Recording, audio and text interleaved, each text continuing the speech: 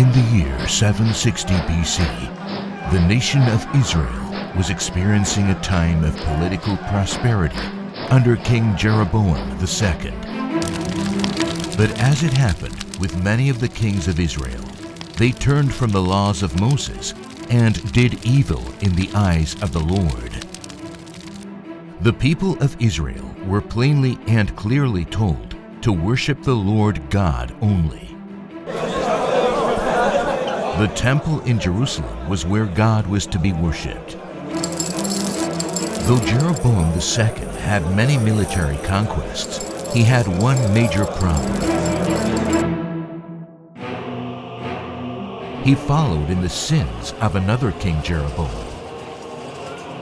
Out of both political preservation and rebellion, Jeroboam I set up 2 golden calves in the territory of Dan.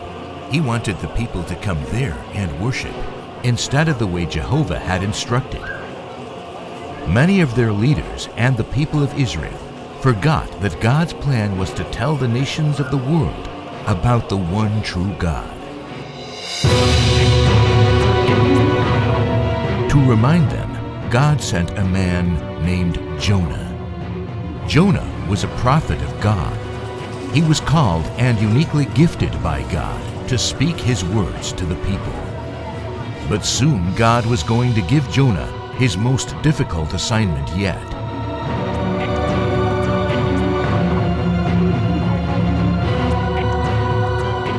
After the Great Flood, the ark landed in an area of Turkey known as Ararat. There were a total of 8 humans that survived: Noah and his wife, and his 3 sons and their wives. Noah's 3 sons were Shem, Ham, and Japheth.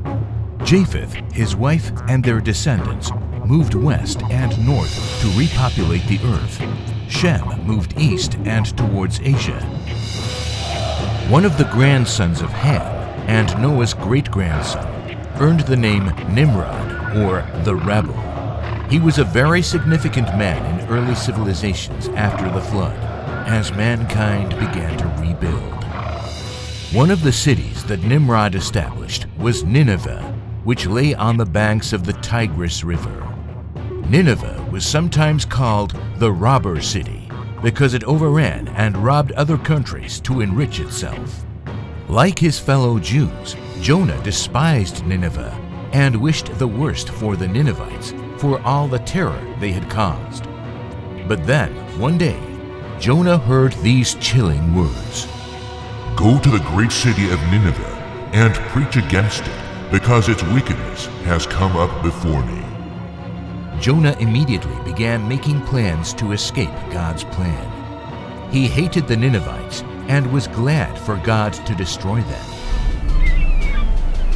So he headed towards Joppa to catch a ship to Tarshish to get as far away from Nineveh as he could. Going to Tarshish?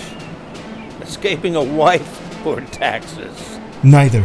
I'm escaping a god you've never heard of, Yahweh. Funny name. Funny plan.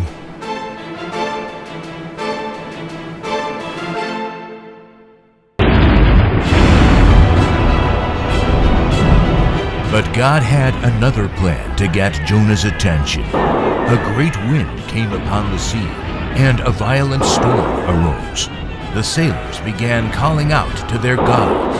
Kimash, protect us! Great Dagon, come and save us! The ship is going to break up! Lighten the ship! Start pitching the cargo! But disobedient Jonah was in a deep sleep in the bottom of the ship. How can you sleep? Get up and call on your God with a strange name. Maybe he'll take notice of us and we will not perish. Come, let us cast lots to find who is responsible for this calamity. Whoever the black lot falls to, he is the guilty one. And the lot fell to Jonah. Tell us, who is responsible for making all this trouble for us? What kind of work do you do? Where do you come from? What is your country?